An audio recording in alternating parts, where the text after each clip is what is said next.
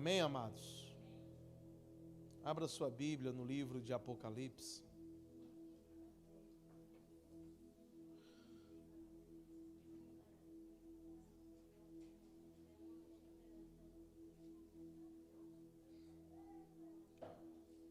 Livro de Apocalipse, capítulo 22.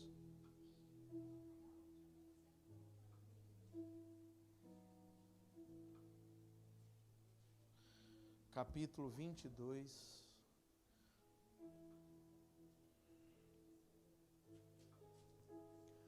versículo 17.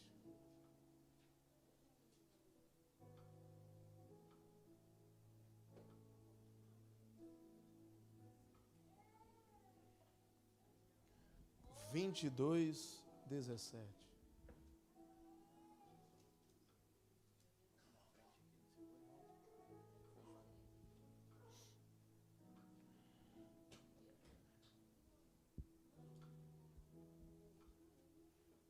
O Espírito e a noiva dizem: vem. E todos aqueles que ouvem, diga: vem. Quem tem sede, venha. E quem quiser beber de graça da água da vida. Vai para Apocalipse capítulo 2.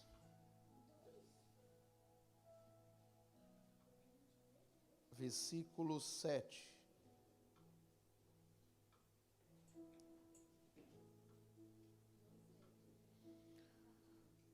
Capítulo 2, versículo 7, que diz: aquele que tem ouvidos, ouça o que o Espírito diz às igrejas. Ao vencedor darei o direito de comer da árvore da vida, que está no paraíso de Deus. Aquele que tem ouvidos, ouça o que o Espírito diz às igrejas. Às igrejas. O Espírito e a noiva dizem: vem. E o detalhe é: quem tem ouvidos para ouvir, ouça o que o Espírito diz às igrejas. Glória a Deus. Nós estamos vivendo um tempo atípico, e ele será atípico sempre. Um tempo diferente, que nós, sem a visão de Deus, podemos chamar tempos estranhos. Tempos que nós não conseguimos discernir ou fazer uma observação e definir esse tempo. É um tempo em que as famílias, é um tempo em que a vida espiritual, as finanças, estão de uma certa maneira sendo mudadas. Mas quando você observa um texto como esse, capítulo 22 de Apocalipse, o versículo 17 está nos chamando a atenção. O Espírito e a noiva dizem: vem. E o que me chama mais atenção é: e quem ouve, diga: vem. Quando você chega no capítulo 2 de Apocalipse, e você chega no versículo 7, você vai ouvir que essas cartas foram escritas para as igrejas. Escreve, pois, para 7 igrejas. Aquele que tem ouvido, ouça o que o Espírito diz às igrejas. Nos últimos tempos, o que mais tem me impressionado, e de estudos e estudos, principalmente no livro de Apocalipse, é o cenário que nós estamos presenciando. O cenário que nós estamos presenciando é uma geração, é a quantidade de pessoas que fazem tudo na igreja. E eu não falo apenas da igreja local, eu falo da igreja geral. A igreja faz tudo, mas está com uma dificuldade imensa de ouvir.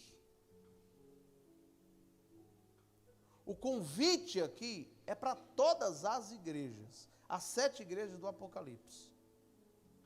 Aos que têm ouvidos, ouça. O que está para vir já está acontecendo, e o que está para acontecer não é para aqueles que têm uma graduação teológica. Aqueles que serão guardados do que está para acontecer não são aqueles que estão frequentando a igreja ou não frequentando a igreja, ou é filho de pastor ou não é filho de pastor. Não é porque você tem um título de crente que você vai ser livrado, mas é aqueles que ouvem. Se você não está ouvindo, você é um forte candidato a experimentar o que se avizinha por aí. Mas Deus é o Deus de misericórdia. Deixa eu te falar algo. O cálice de Deus está se enchendo. E não haverá poupar em nada. A terra está corrompida. Os atos dos homens já passaram os atos de Sodoma e Gomorra.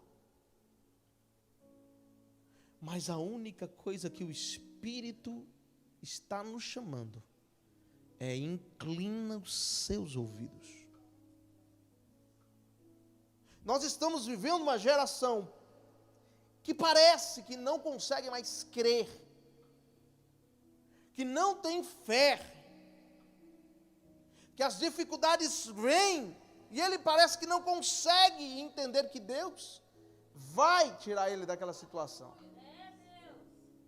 Uma geração que não compreendeu que ela está ali porque a mão de Deus é que colocou. A nossa oração não muda a forma que Deus age. Alguns falam que só orar que a mão de Deus move. Nós não temos poder de mudar o que Ele está fazendo. A nossa oração só serve para uma coisa: para que as minhas vontades sejam esmagadas pelas vontades de Deus. Mas como que eu faço para mudar? Ouve. Mas como que eu vou fazer para obedecer? Ouve. Pare de falar. Melhor ouvir do que falar.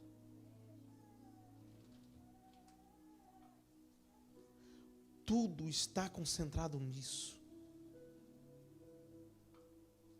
Nós estamos sendo convidados pelo Espírito a ouvir. E eu tenho aqui 7 igrejas. Quantas igrejas? 7 igrejas. 7 igrejas que nos ensina detalhes preciosos, grandiosos, gloriosos. Eu quero rapidamente expor cada igreja. E tenho certeza que tem a ver com você. A primeira igreja que ele pede para ouvir é a igreja de Éfeso.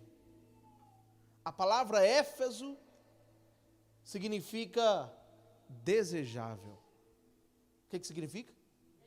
Desejável. Que igreja linda. Que igreja preciosa. Que doutrinas que havia nessa igreja. Mas ele buscava algo nessa igreja que não achou. Ele buscava algo nessa igreja que ele não havia encontrado. E ele vai dizer: eu tenho, porém, contra ti, que abandonaste o primeiro amor. O que fez a igreja de Éfeso, uma igreja perfeita, doutrinariamente, deixar o primeiro amor?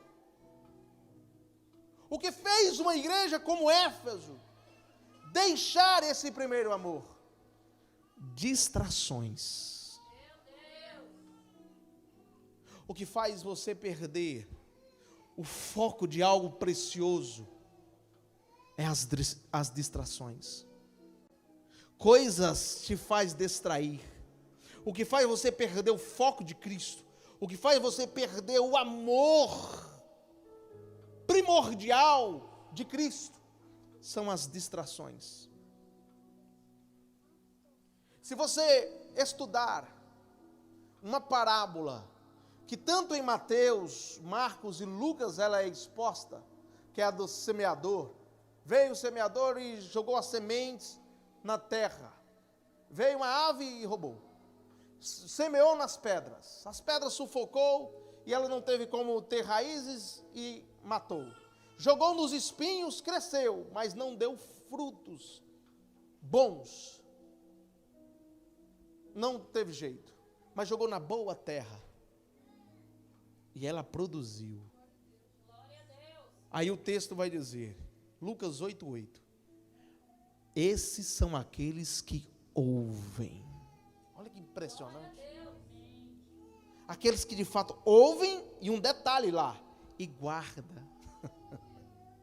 Não é só ouvir. Tiago diz que nós não devemos ser apenas ouvintes, mas praticantes. Aquele que de fato ouve a palavra do Senhor, ele pratica. Mas o que nos faz perder o primeiro amor é as distrações. Quando coisas começam a nos distrair. E lá essa parábola vai dizer que o mundo nos distrai. A riqueza nos distrai. As coisas, as ocupações dessa vida nos distraem. Nada pode nos distrair. A pergunta que deveria ser feita é: o que tem de Cristo no que você faz? O que tem de Cristo no que você diz? O que tem de Cristo no que você fala? O que tem de Cristo no que você vê? Essa era a pergunta. Ou melhor, foi o que Jesus foi buscar na igreja de Éfeso.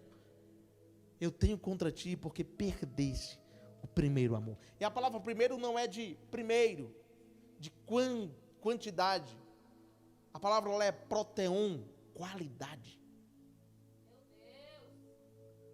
Já viu aqueles que falam assim, queria voltar ao primeiro amor, que eu comecei ali, conhecer. Não é voltar ao primeiro amor. Ali o primeiro amor é a qualidade do teu amor. Qual é a qualidade dele? Se você tiver uma qualidade que em tudo que você faz tem Cristo, esse é de fato o primeiro amor. Mas se as distrações estão tirando o amor, ele vai convidar e vai falar para essa igreja: aqueles que têm ouvidos, ouçam. E é impressionante porque às vezes nós ficamos baseados que o anjo da igreja, né? Já viu? O anjo da igreja é o pastor. Nós temos esse costume. Mas a palavra anjo ali não é o pastor da igreja. doutrinariamente, a palavra anjo ali está no coletivo. Anjo é aquele que ouve. Aqueles que ouvem. O que é que vai acontecer com aqueles que ouvem? Eles vão voltar ao primeiro amor.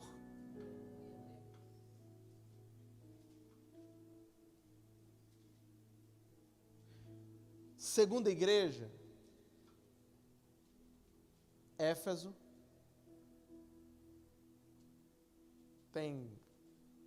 esqueci o nome da segunda igreja agora, a sequência.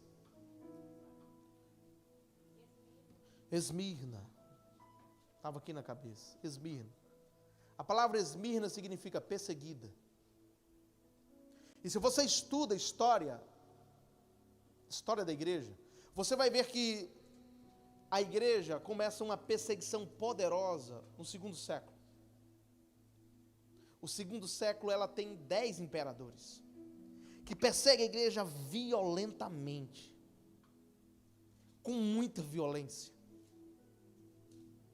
São 10 imperadores que perseguem a igreja. E a história do mais famoso desses imperadores, é do Nero, que incendiou as ruas de Roma com os corpos dos cristãos. Ele queria ver como que eles eram de fato de fogo. Ateou óleo quente, atiçou fogo e acendeu as ruas de Roma. Roma, aqui, bem aqui pertinho. É o mais famoso, playboy deles. E não foi tão cruel, não. E eles apresentavam os cristãos e colocavam eles naquela arena, que chama-se de Coliseu, e soltavam os leões com fome. E eram esbagaçados pelos leões. Conta-se a história de Perpétua e Sorriso. Tinha uma mulher chamada Sorriso, que era empregada de Perpétua. Perpétua se converte ao Senhor. E o pai dela ficou tão decepcionado porque ela se converteu e ela foi presa junto com outros cristãos. Como ela era de uma família nobre, foi dado a ela a permissão que o pai fosse lá tirar ela da cadeia. E ela falou assim: por favor, Perpétua, o pai, nega esse Jesus, sai da cadeia, limpa o nome da nossa família. Ela olha para ele e diz: pai, e tinha um vaso de barro, está vendo aquele vaso de barro? Sim, estou. Tem como ele ser outra coisa? Não, eu sou cristã.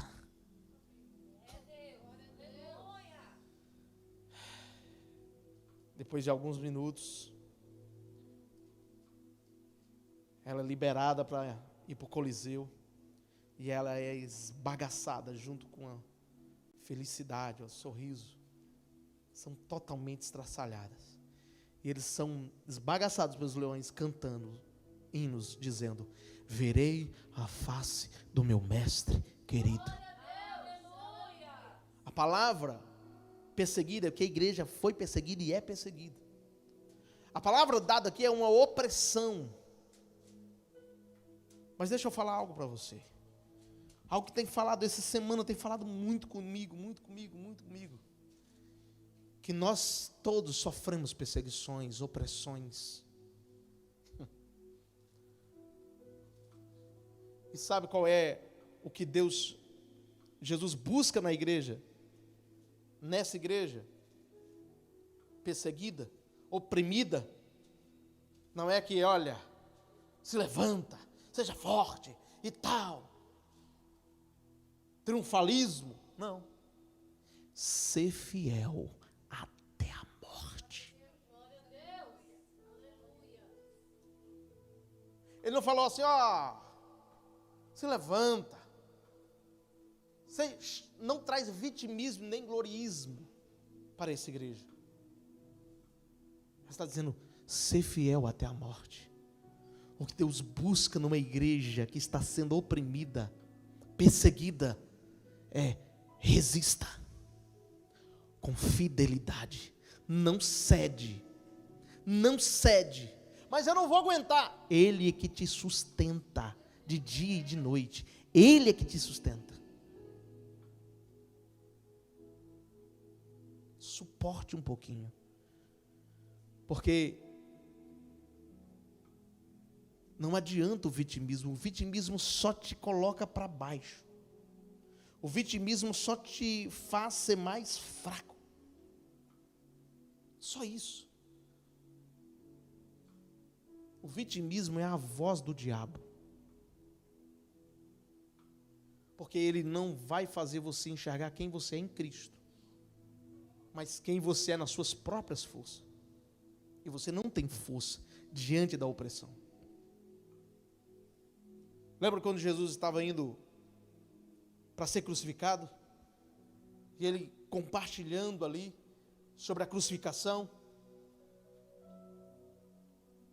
Pedro chega e fala assim: Senhor, chama Jesus à parte e fala: Senhor, tenha piedade de ti mesmo. Jesus fala assim: para trás de mim, Satanás. Vitimismo não é uma voz de Deus.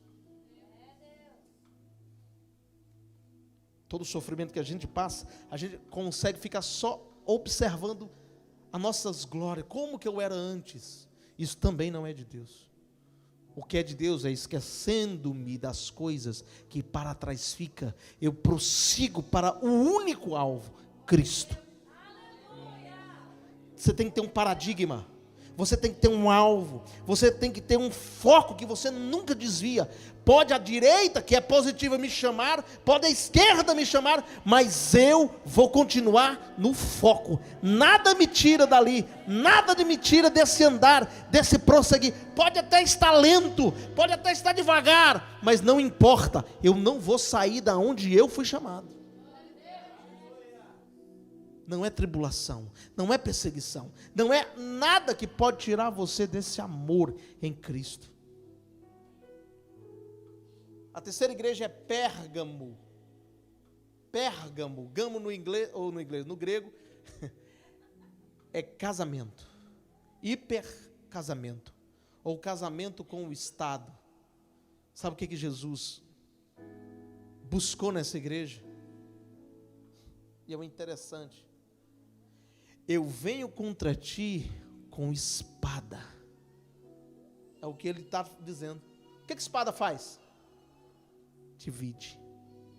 Se tem um casamento com aquilo que não é santo, se você fez um casamento com aquilo que não é de Deus, se você fez um casamento, eu não estou falando só de relacionamento, estou falando de coisas.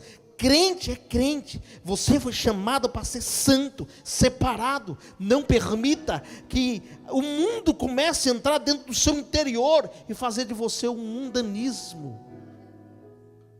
O mundo é um mundo, nós já morremos para o mundo. Nós nascemos de novo, foi exatamente porque nós somos chamados para o outro mundo. Lembra quando um discípulo falou: Jesus, eu quero te seguir. Jesus chamou ele para seguir, venha. Ele falou assim: não, espere até eu enterrar os meus pais. Ele falou: deixe que os mortos enterrem os mortos. Aí ele diz: quer vir após mim? Vem, nega a sua vida. Sabe o que ele quis dizer? Que tudo que está no mundo já morreu para aqueles que estão em Cristo. Não existe mais nada que possa te atrair no mundo, porque já morreu. Tudo. Então a espada é o que ele tem para aquilo que é casado com o mundanismo, com a morte, com o medo, com o assombro, com o susto. Deixa Deus dividir. E isso é tão claro em Hebreus 4:12, que ele vai dizer que a palavra do Senhor é como uma espada de dois gumes, que penetra até a divisão da alma e do espírito, e é apta para discernir os pensamentos dos homens. A palavra de Deus, ela faz esse trabalho maravilhoso. E a quarta igreja é Tiatira. A palavra Tiatira é perfume. Estranho, né? Mas sabe quem é que está nessa igreja? Que é uma condenação. Porque o espírito de Jezabel está seduzindo uma sedução. O mundo, de uma forma estranha, uma instituição de uma forma estranha, está seduzindo e matando os profetas. O que o Espírito está dizendo nesses dias é que tem instituição que mata os profetas. E sabe o que ele busca nessa igreja? Fidelidade. Por quê? Porque Jezabel é conhecida como uma mulher que não tem submissão. Ou seja, nós estamos sendo chamados, aqueles que ouvem o Espírito são submissos. Não fica com retrucações, não fica retrucando, ele é submisso. O Espírito está chamando para um tempo de oração, ele é submisso, ele se entrega à oração. O Espírito está convidando você para um tempo de jejum, você se entrega ao jejum. O Espírito está te chamando para você amar o seu próximo, você se entrega e faça isso. Esse é um tempo de você se entregar ao Senhor. E não de ficar com distrações, com achismo, com seduções. A quinta igreja é Sardes. Sabe que igreja é essa?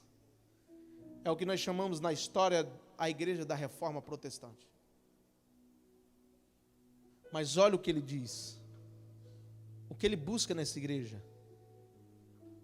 Ele fala assim: tem nomes de que é vivo, mas está morto. Se você olhar a igreja desse país, a igreja que foi fundada pelo rei Henrique VIII, chamada igreja anglicana, ela experimentou um avivamento. Bem na época da Reforma, o rei Henrique escrevia cartas contra Lutero. Mas deixa eu explicar algo para vocês.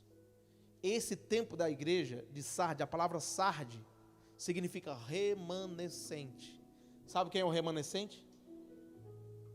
É os que ouvem. É os que conseguem ouvir.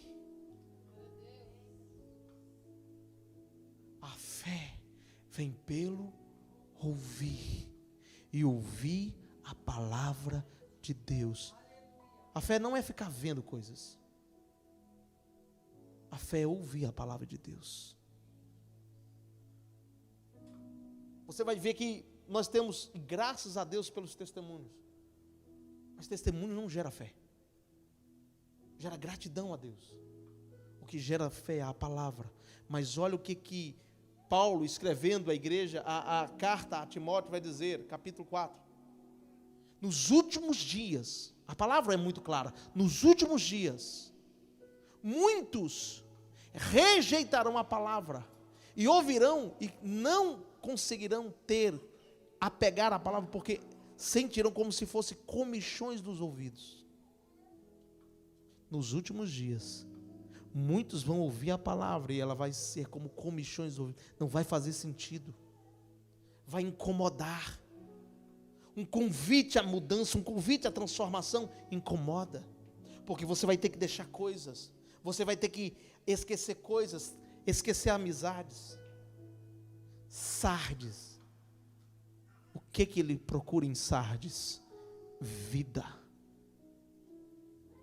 Tem vida aí? A sexta igreja, Filadélfia. Filos, Delfos. Filo, amor. Delfos, irmãos. Amor entre irmãos. Comunhão.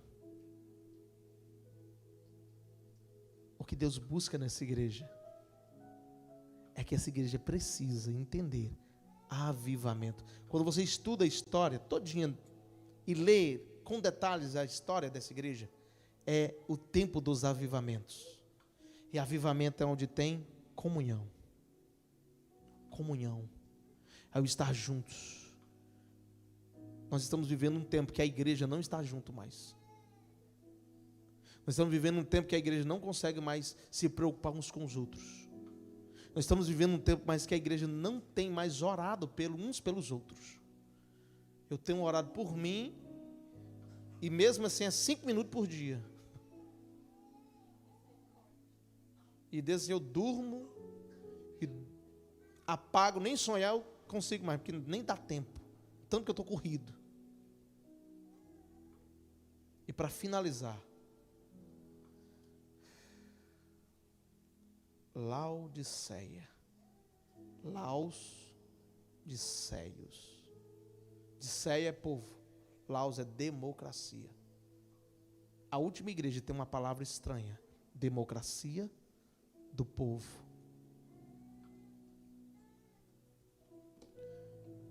Capítulo 3 de Apocalipse, eu vou encerrar.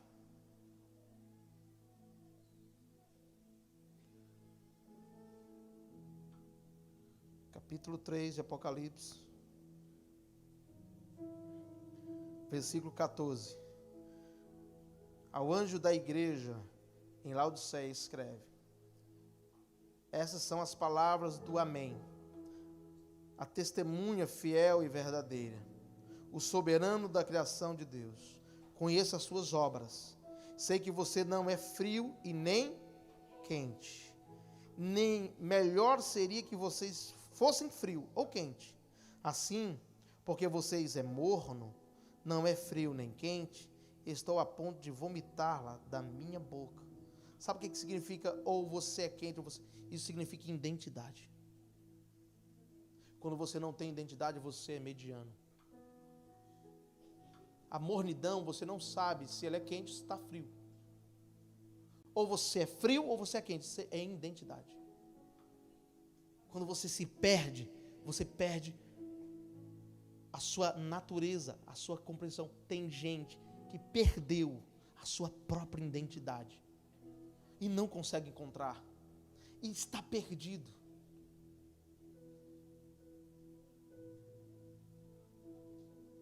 Assim, porque é morno, estou a ponto de vomitar da minha boca. Você diz: estou rico, adquiri riquezas e não preciso de nada. Olha que coisa, hein? Não preciso de nada. Não reconhece, porém, que é miserável, digno de compaixão, que é pobre, cego e que está praticamente nu. Dou esse conselho: compra de mim ouro refinado, ou seja, tem que pagar um preço no fogo, e vocês se tornarão ricos. Compra roupas brancas e vista-se para cobrir as suas vergonhas, nudez, e compre colírio para ungir os seus olhos, e pode enxergar. Repreende e disciplino aquele que eu amo. Por isso, seja diligente e arrependa-se. Eis que estou à porta e bato. A última igreja, todas as outras, ele estava na igreja. Mas a última igreja, ele está onde? Lá fora. Nós estamos vivendo o último período da igreja. E Jesus não está dentro. Jesus está fora. Porque a democracia do povo colocou Jesus fora. Mas olha o que ele vai dizer: eis que estou à porta e bato. Se alguém ouvir, e aqui de novo ouvir, se alguém ouvir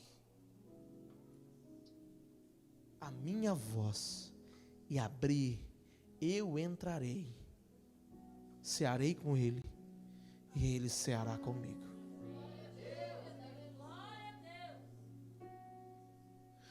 A comunhão não é movimento. A comunhão é você inclinar os ouvidos e dizer: fala, Jesus. Estamos vivendo dias de muita ansiedade, muitas festas, muitos movimentos, mas nenhum movimento te levou para o quarto, trancou a porta, bateu os joelhos no seu chão e falou assim: eu só saio daqui na hora que ele falar comigo. Deus quer falar com você.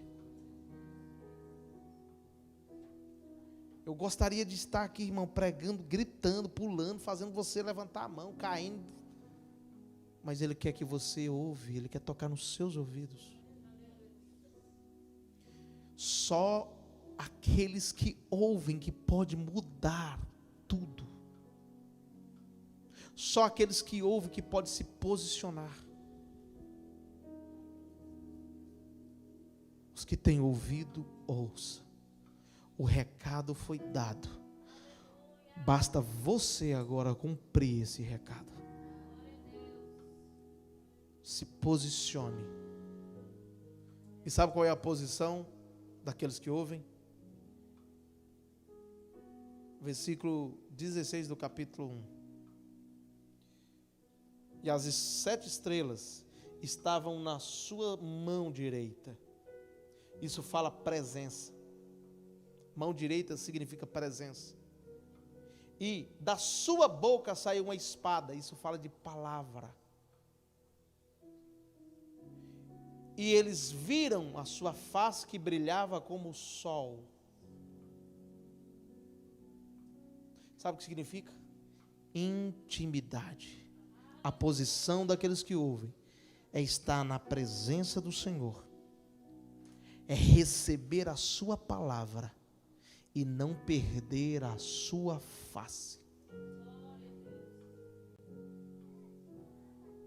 Nunca perca a face do Senhor. E quando Ele estiver falando com você, só se inclina e fala: sim, Senhor. Sim, Senhor. Sim, Senhor.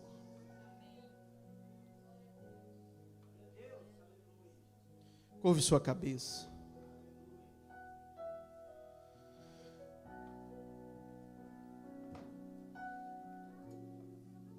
Senhor, Tu és santo. Senhor, Tu és poderoso. Tu és glorioso. E Tua presença nunca nos abandona. O Espírito e a noiva dizem: vem. E os que ouvem, digam: vem. E nós vamos, Senhor. Nós somos aqueles que ouvem. Nós somos aqueles que obedecem. Nós somos aqueles que queremos obedecer o Senhor, somente o Senhor. Arranca, Senhor, tudo aquilo que não pertence ao Senhor, que não é do Teu reino dentro de nós. E quebra todo medo, porque o que vem por aí, precisamos de estrutura mental e espiritual, para que possamos suportar e passar em paz.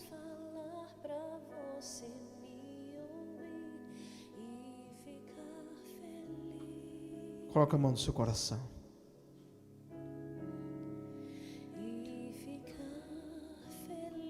O que você precisa fazer e o que Deus está buscando em você hoje. O que Ele está buscando em você. O que Ele busca no seu ser agora. Será que o que Ele veio buscar no seu interior Ele vai encontrar? Será que o que Ele quer encontrar no seu interior Ele vai encontrar? Ou Ele vai encontrar só entulhos? Só vitimismo? Só morte? Mundo lá fora, mas não encontrei o que tenho agora. Eu tenho você.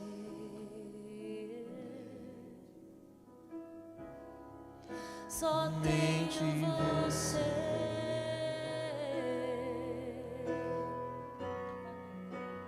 Eu vaguei o mundo lá fora, mas não encontrei. Se coloque em pé. O que tenho agora, eu tenho você.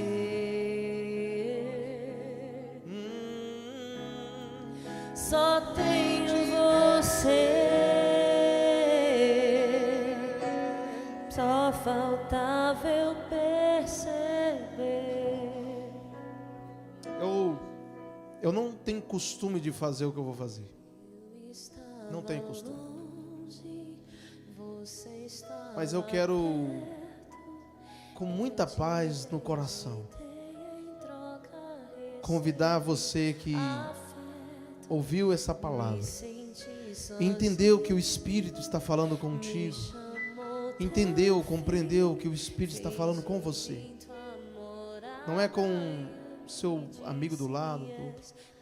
Se ele falou com você, se fez sentido para você, se você sentir paz no coração, de sair do seu lugar e vir aqui na frente, bem aqui perto do altar, nós vamos orar por você, vamos ministrar sobre você. Se você sentir paz de vir, muito bem, vem. Isso. Eu vaguei mundo afora, mas não encontrei o que tenho agora. Eu tenho você. Isso é do altar, né? Isso é do altar. Só tenho você. Oh, Jesus. Eu vaguei. Eu vaguei mundo lá fora, mas não encontrei o que aqueles que ouvem, agora. Eu tenho você. percebam que é um chamado do Senhor. Só tenho você. Estamos nos últimos dias. Só faltava eu perceber.